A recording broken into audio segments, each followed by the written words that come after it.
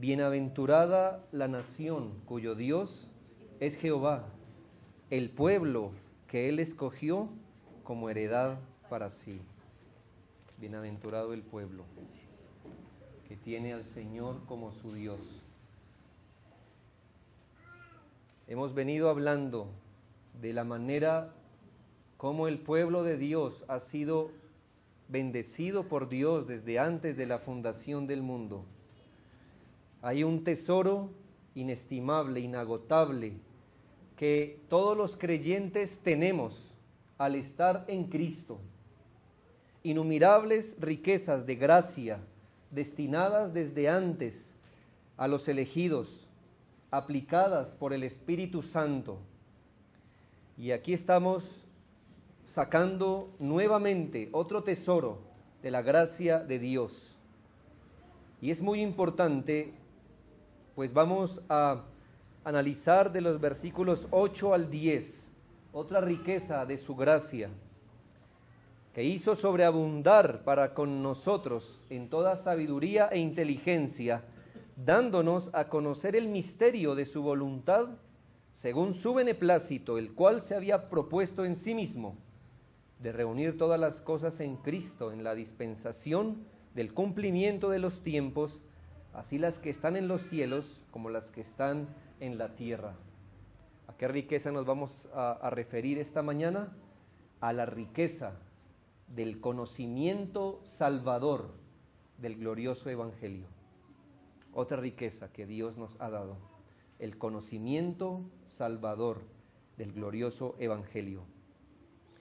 Para ser justos con el contexto, debemos entender que hay una frase que toma de la mano dos expresiones, es decir, está en la mitad. Y es la expresión que hallamos en el versículo 7, en la segunda parte, esa frase que dice, según las riquezas de su gracia. Esa frase, según las riquezas de su gracia, está tomando el beneficio anterior y está tomando el beneficio que hoy vamos a estudiar. Note usted cómo está escrito. En quien tenemos, versículo 7, redención por su sangre, el perdón de pecados, según las riquezas de su gracia. Si yo le preguntara, ¿por qué hemos sido perdonados? ¿Usted qué me diría según ese texto? Pues por la gracia de Dios, según las riquezas de su gracia. Y note cómo empieza el versículo 8. Que hizo sobreabundar para con nosotros en toda sabiduría e inteligencia espiritual. ¿Qué hizo sobreabundar? Yo le preguntaría, ¿qué hizo sobreabundar? Las riquezas de su gracia. Así que para que no se nos pierda el hilo, gracias a que Dios es un Dios rico en gracia, ha perdonado nuestros pecados y nos ha dado toda sabiduría e inteligencia. Esa palabra que hizo, la palabra que, nos hace referencia a estas riquezas.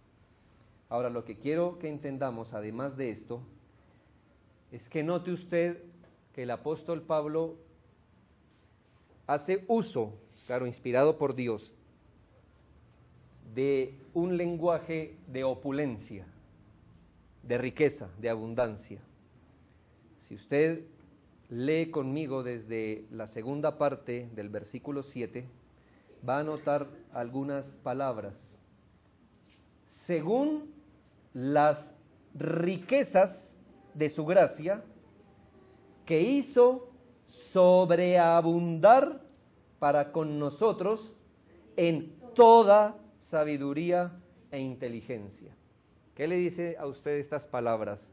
Riquezas, sobreabundar y toda. Que cualquier cosa que nos vaya a decir el apóstol Pablo, que es nuestro, usted y yo debemos considerarlo como una riqueza inestimable. No solamente cosas que Dios nos ha dado, sino que nos ha dado de forma abundante. Y dice, y toda. Quiere decir que de Él salió esa bendición y Él no se reservó nada para dejarlo para después, sino que nos ha dado toda sabiduría. Él es rico en gracia y ha hecho sobreabundar esa riqueza en nosotros en toda sabiduría. Sea lo que sea, si usted estas mismas 3 palabras le vinieran envueltas en un beneficio material, usted estaría perplejo, ¿no cree? Según las riquezas de alguien, las ha hecho sobreabundar sobre usted y toda. Entonces usted se hallaría perplejo. Pero aquí estamos hablando de una riqueza infinitamente mayor a las que pudiéramos cosechar en esta tierra.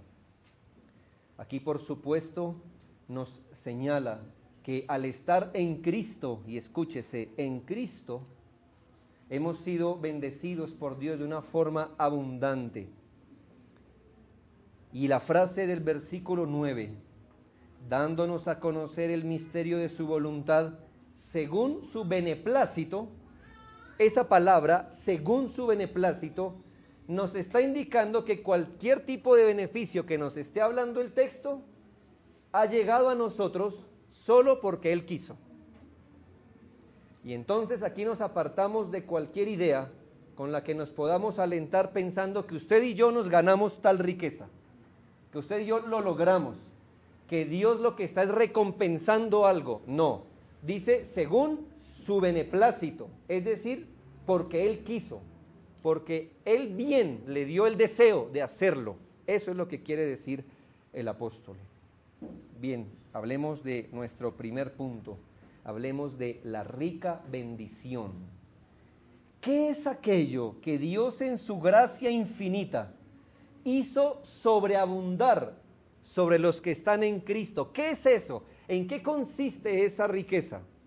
Bien, el texto nos dice que hizo sobreabundar, versículo 8, para con nosotros en toda sabiduría e inteligencia. He ahí la riqueza, o más bien otra riqueza con la que hemos sido bendecidos.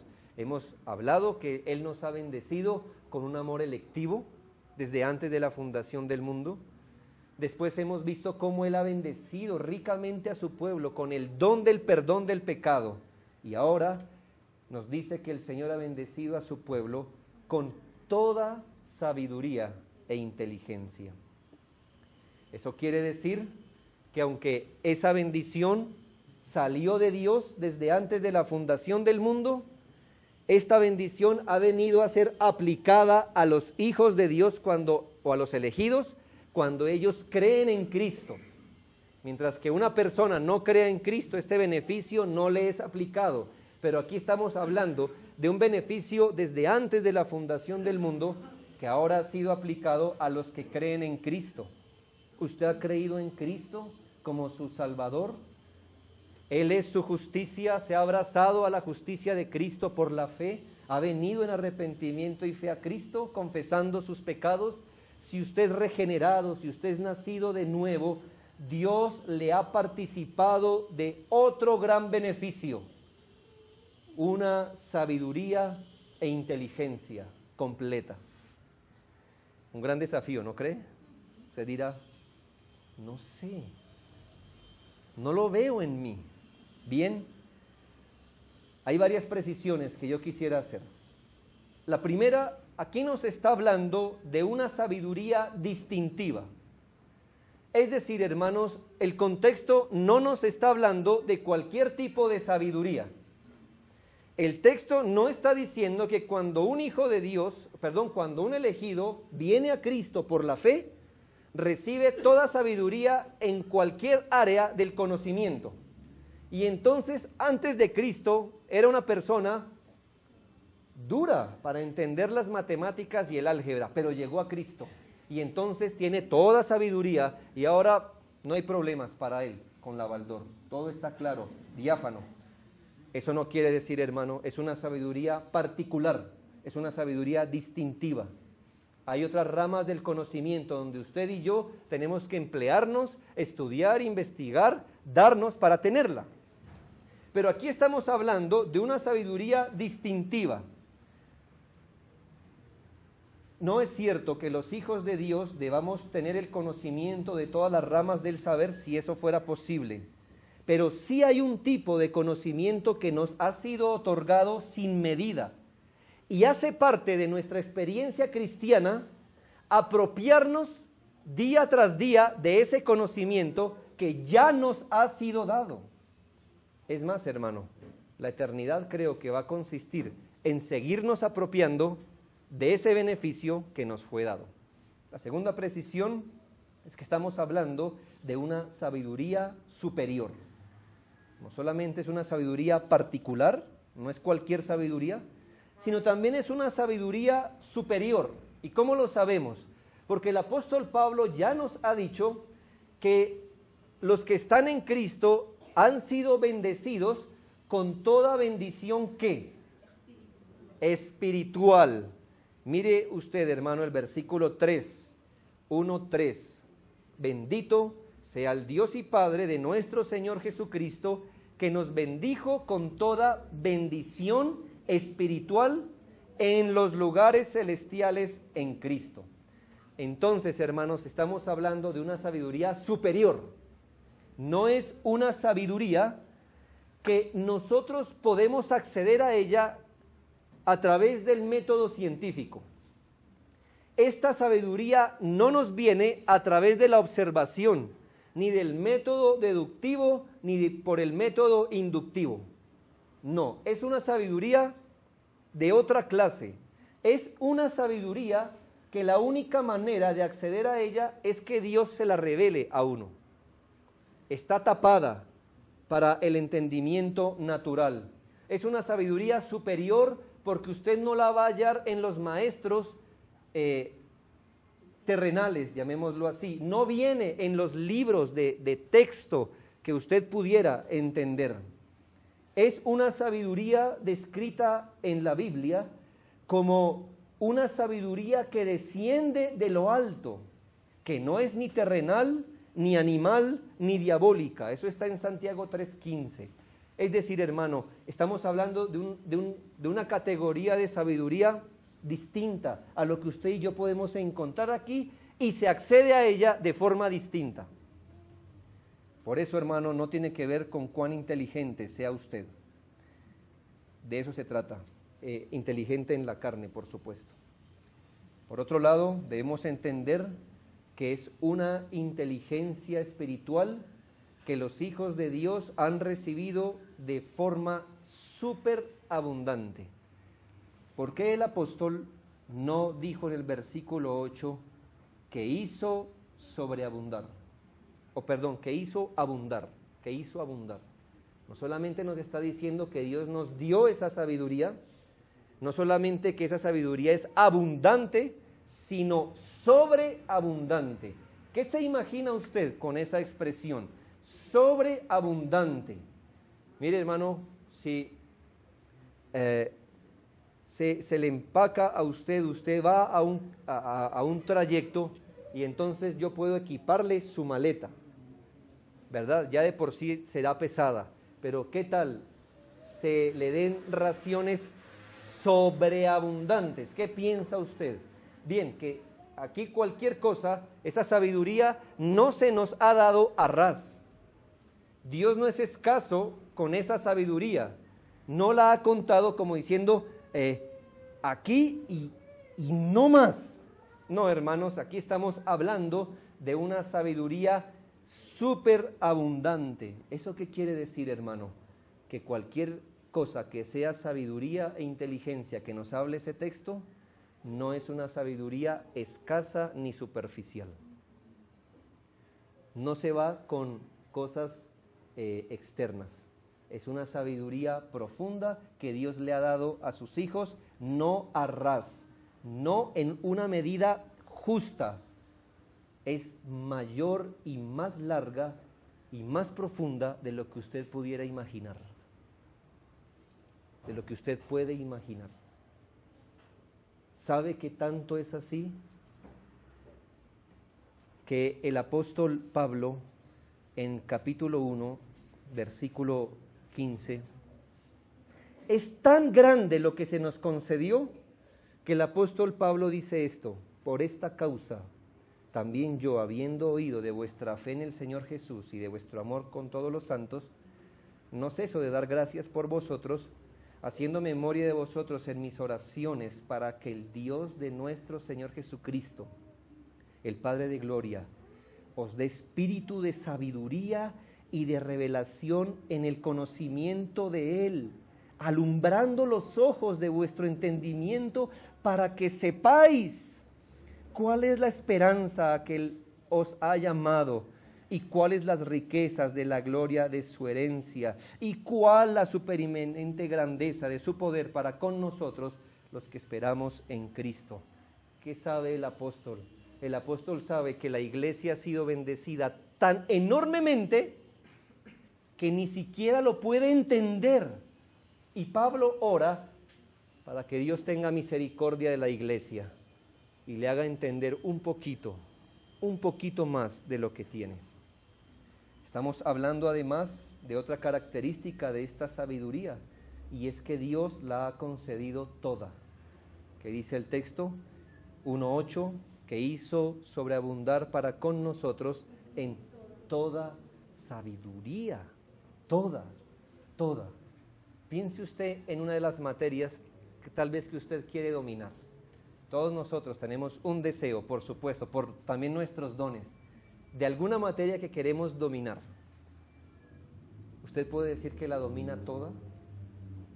Aun si usted ha terminado su universidad, si está haciendo una maestría y si hiciera un doctorado y aún hiciera un PhD, y pregúntele a ese hombre, ¿conoce toda su materia? ¿El que le dijera?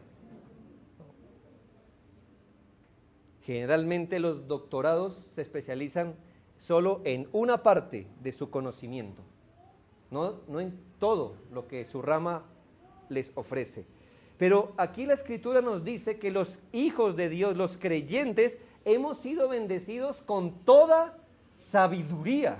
Cualquiera que sea eso, usted puede decir, qué gran riqueza entonces tengo al estar en Cristo.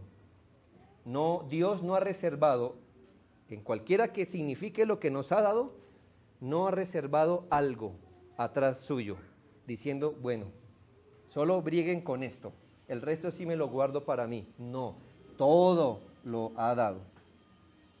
Por supuesto que nosotros no podemos recibirla al mismo tiempo toda, pero hemos sido participantes de todas estas cosas. Bien,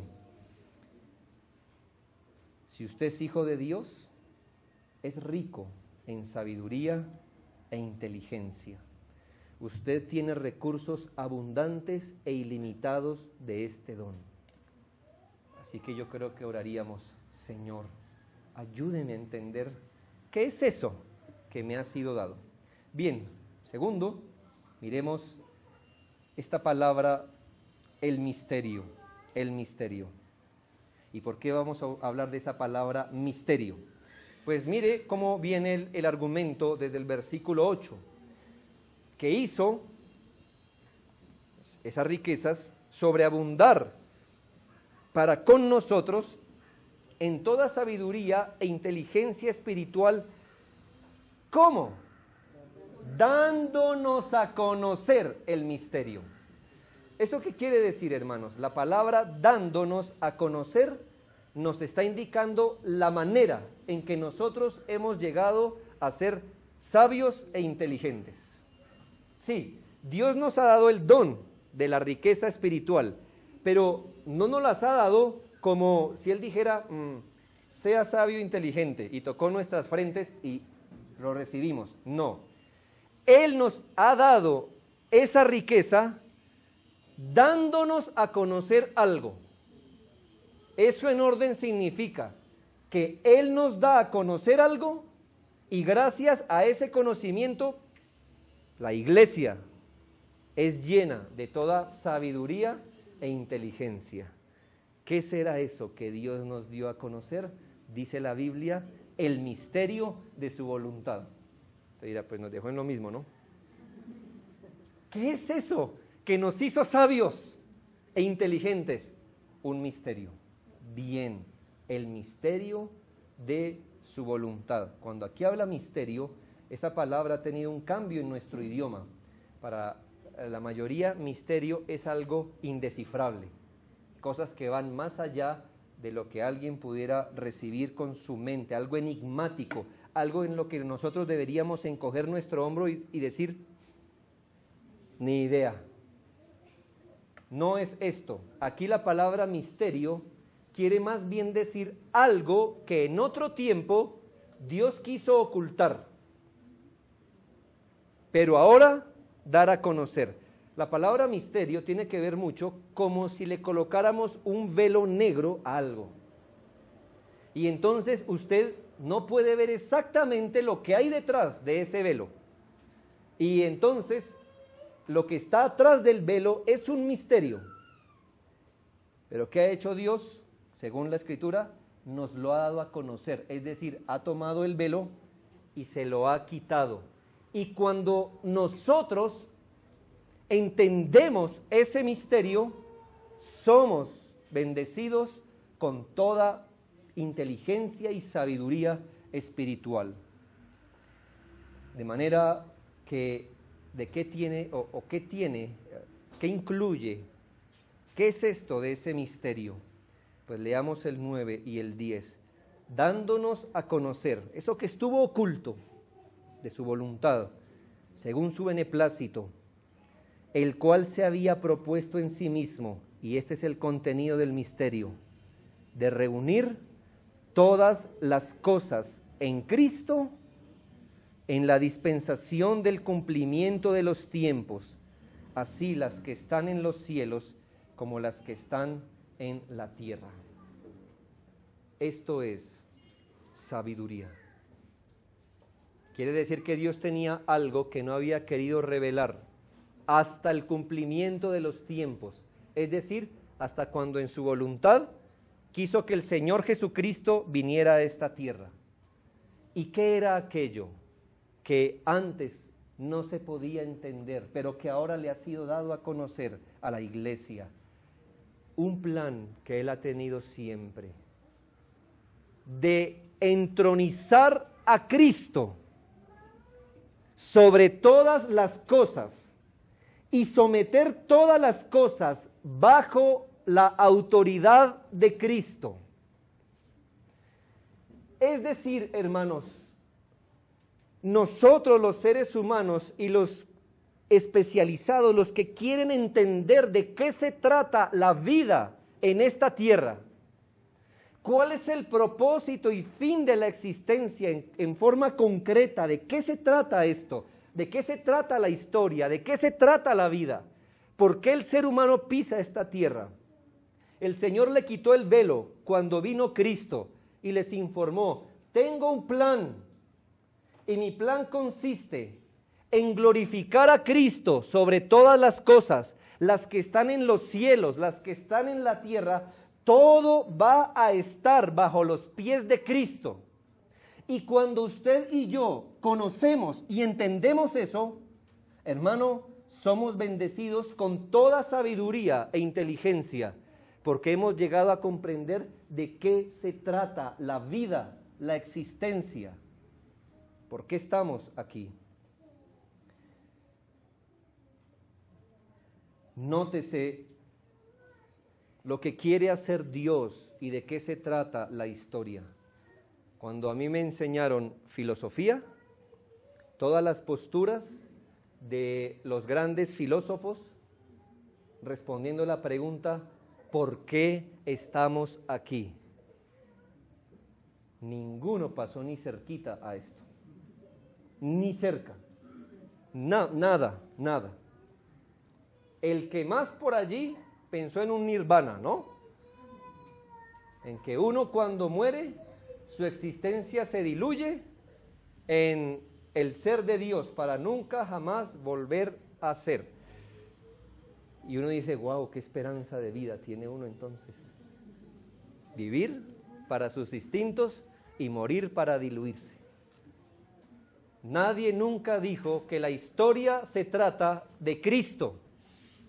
Nadie nos dijo que la historia tiene sentido solo porque Dios envió a su Hijo, y todo lo que está pasando desde el Edén hasta hoy y todo lo que pasará tiene que ver con la obra de Dios, entronizando a Cristo sobre todo y sometiendo todo bajo sus pies. Esto fue completamente revelado a su tiempo por el Evangelio. Y note palabras que salieron de la boca del Salvador diciendo: arrepentíos, porque el reino de Dios se ha acercado. Cuando Él dijo el reino de Dios se ha acercado, piense un momento, ¿hacia dónde apuntó Él? ¿Hacia allá o hacia acá? Hacia acá. Él dijo: arrepiéntanse, el reino de Dios, señalándose Él mismo, se ha acercado. Vine a tomar señorío de lo que es mío. Vine a tomar posesión de lo que es mío. Y desde ese momento Juan Bautista lo entendió. ¿Y qué dijo Juan Bautista cuando vio a Cristo? Ahora el hacha está puesta en la raíz de los árboles. ¿Qué quiere decir eso? Que desde ahora la historia tomaría un rumbo definitivo. O estás del lado del rey o estás en su contra. Pero todos se van a someter al señorío de Cristo, entiéndalo. Sus hijos se van a someter a Él voluntariamente, van a reconocer su señorío, van a reconocer su autoridad, van a deponer sus armas, su rebelión, y ahora hacen parte de los que están bajo Cristo, pero siendo reconciliados, y sus enemigos también estarán bajo Cristo. Él los humillará bajo su señorío. Ellos serán rebeldes eternos, obstinados eternos, pero finalmente estarán bajo Cristo.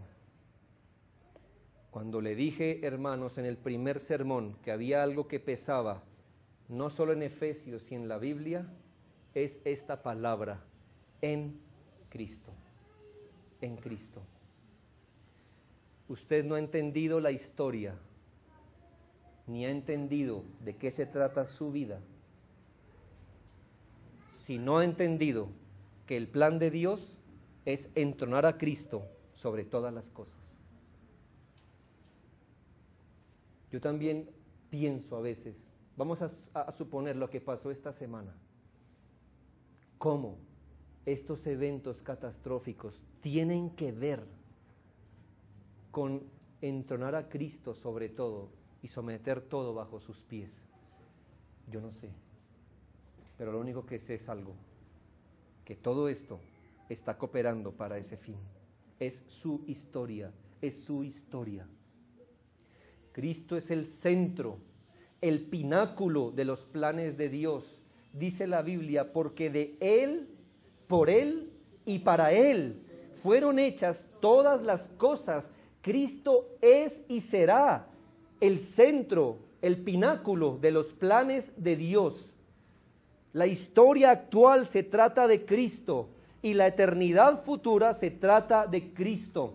Todo plan de Dios Padre para la creación tiene que ver con Cristo. Cada cosa, cada evento, cada ser, cada providencia, cada año que pasa, cada día, cada minuto, todo fue hecho para Cristo, por Él y para Él. Y entonces se nos dice, hermano, que si usted ha llegado al conocimiento de esto, si ese conocimiento ha sido recibido espiritualmente por usted, si este conocimiento ha transformado su vida y su intelecto, de manera que usted ahora ve la vida de una forma distinta, de manera que su cosmovisión cambió, si usted ahora puede ver la historia, puede ver su vocación, sus dones, su existencia, su matrimonio, su familia, si usted puede verlo todo ahora con relación al señorío de Cristo, entonces, hermano, es solo una evidencia que lo que dice el texto es verdad, que usted ha sido enriquecido con toda sabiduría e inteligencia. Él va a reunir todas las cosas bajo su creación. No solamente lo que está sobre la tierra, dice la Biblia, sino todas las cosas que están en los cielos. ¿Qué hay más alto que los cielos para nosotros? ¿Qué hay más alto que los cielos? Ayer hablábamos algo, ¿no? Corra para donde quiera, corra las horas que quiera y mire hacia arriba a ver qué encuentra.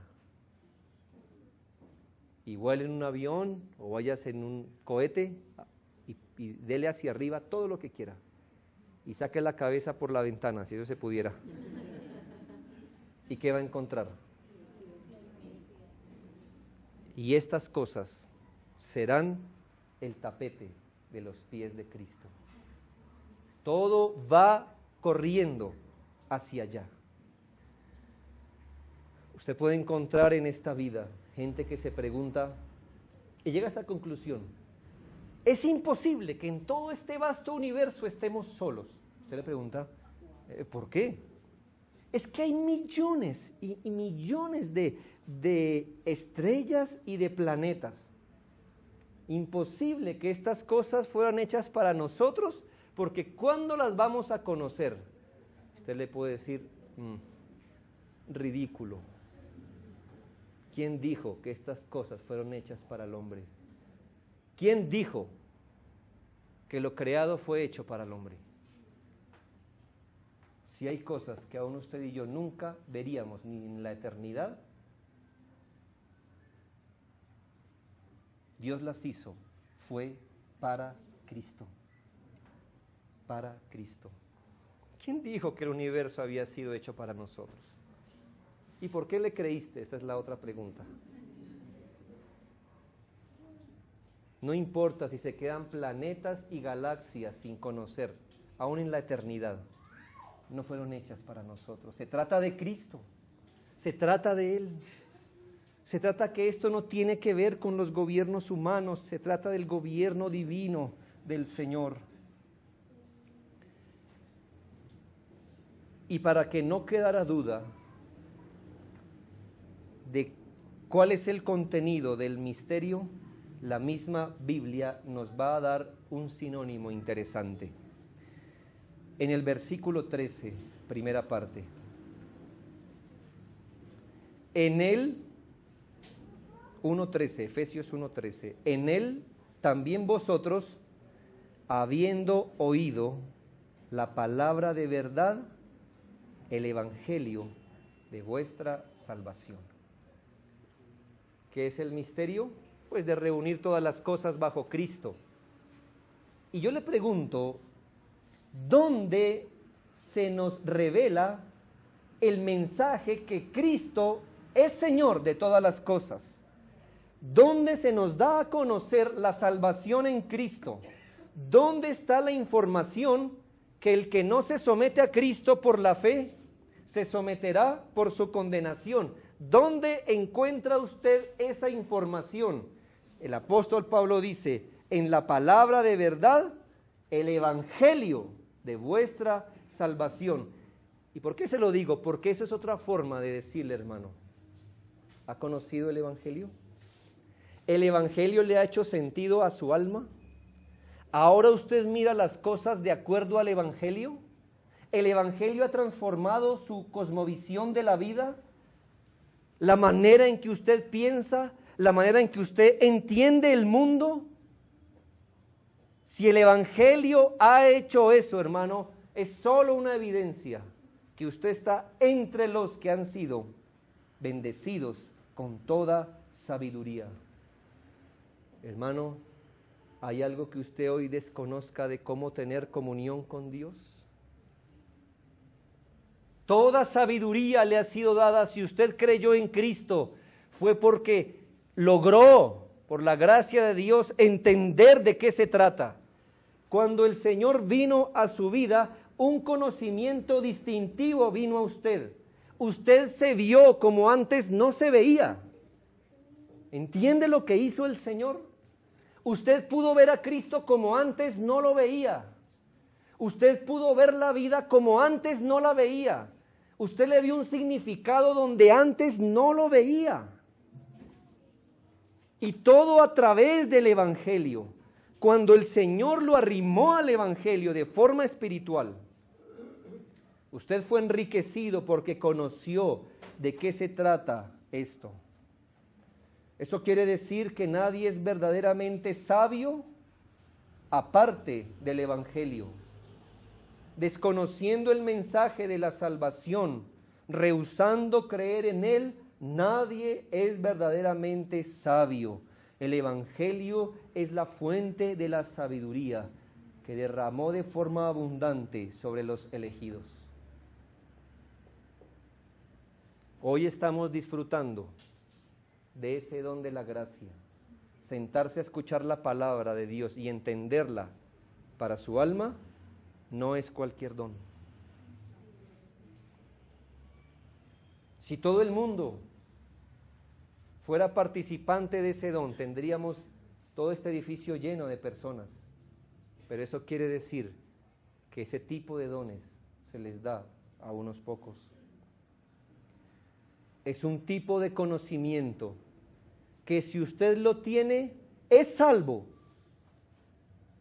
eternamente, no importa cuán ignorante usted sea de los demás. Entienda esta frase. Es un conocimiento tal que no importa cuán ignorante usted sea de lo demás, usted será salvo. Pero es un tipo de conocimiento que no importa cuán conocedor del mundo y sus profundidades sea usted, si usted no lo tiene, será condenado eternamente. Entonces, ¿quién es sabio ahora? Ahora, ¿quién es sabio? Usted puede estrellar frente a las páginas de la Biblia todos sus logros y conocimientos y todas sus carreras y sus diplomas.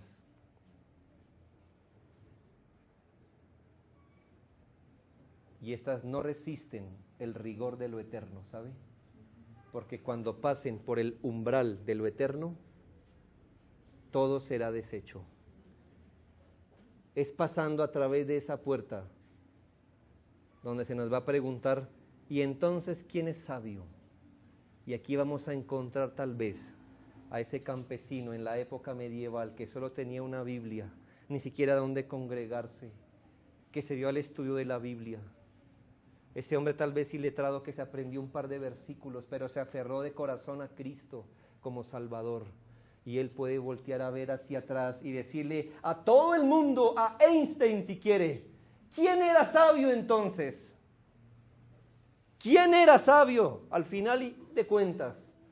¿O Platón o Aristóteles? ¿Quién era sabio entonces? Todo bajo Cristo, hermanos. Y tiene que ser así, hermanos. Cristo es llamado poder y sabiduría de Dios en 1 Corintios 1:24. En el versículo 30 dice, Cristo Jesús nos ha sido hecho por Dios sabiduría. Podemos repasar textos como 1 Corintios capítulo 2, versículos 6 al 8. Sin embargo, hablamos sabiduría entre los que han alcanzado madurez, y sabiduría no de este siglo, ni de los príncipes de este siglo, que perecen. Mas hablamos sabiduría de Dios en misterio, la sabiduría oculta, la cual Dios predestinó antes de los siglos para nuestra gloria, la que ninguno de los más altos hombres de este siglo conoció, porque si lo hubieran conocido, nunca hubieran crucificado al Señor. ¿Quién es sabio entonces? ¿Quién es sabio en verdad? ¿El que ignora el Evangelio? Una de las palabras más lindas que el apóstol Pablo le dirige a su consiervo Timoteo es: no abandones el Evangelio en el que has sido instruido, porque el Evangelio te puede hacer sabio para la salvación que es en Cristo. Y déjeme terminar con esto, hermano. Déjeme hablar de la palabra conocer. Efesios 1, dándonos a conocer. Si la sabiduría que tiene la iglesia es una sabiduría distinta, pues el maestro que tenemos es distinto y tiene una pedagogía distinta. Hablamos del Espíritu Santo, que Él viene a ser quien pone por obra los planes eternos de Dios. Así que en la eternidad Dios dijo, enriquezca a mi pueblo con toda sabiduría, y en el tiempo el Espíritu Santo viene a visitar a cada elegido, dándole a conocer toda sabiduría e inteligencia. Y lo va a seguir haciendo, por supuesto. ¿Y cuál es su método? El versículo 13 nos dice cómo Él nos da a conocer ese misterio. En Él también vosotros, habiendo oído la palabra de verdad, el evangelio de vuestra salvación, y habiendo creído en Él. Mire, hermano, usted puede ser un buen estudiante independientemente crea o no lo que está estudiando. No importa, ¿verdad? Si usted lo cree o no, usted puede ser buen estudiante. Pero el Espíritu Santo, para la Biblia, la palabra conocer significa más que aprender. Usted puede aprender el Evangelio intelectualmente. Y la Biblia mirarlo y decirle, pero no ha conocido el Evangelio. La manera de conocer el Evangelio es, además de oírlo, creer en él. De manera, hermano, que aquí es cuando yo no estoy juzgando, hermano, si usted tiene una capacidad intelectual más alta, un coeficiente más alto que los demás, gloria a Dios, más responsabilidad tiene, de hecho. Pero si usted asume que por más inteligente intelectualmente sea un hombre, más capacidad de comprensión del Evangelio tiene, estamos equivocados. Porque es una sabiduría distinta, aplicada por un maestro distinto, con una pedagogía distinta. Y aquí es donde, independientemente su coeficiente, si el Espíritu Santo aplica el Evangelio a su corazón, usted tiene esa sabiduría. Si no, usted queda ignorante de esta sabiduría. Que la Biblia habla que esto es así, hermanos.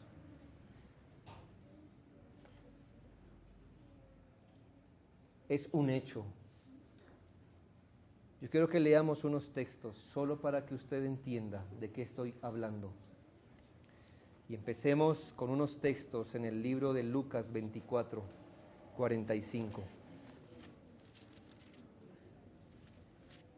Lucas 24, 45, dice la palabra del Señor, entonces les abrió el entendimiento para que comprendiesen las Escrituras. Un momento. Luego estos discípulos no habían leído con comprensión de lectura su Antiguo Testamento. Por supuesto que sí. Hasta recitarlo lo hubieran podido hacer. Pero el Señor les abrió su entendimiento espiritual para que entendiesen las Escrituras. Hechos capítulo 13.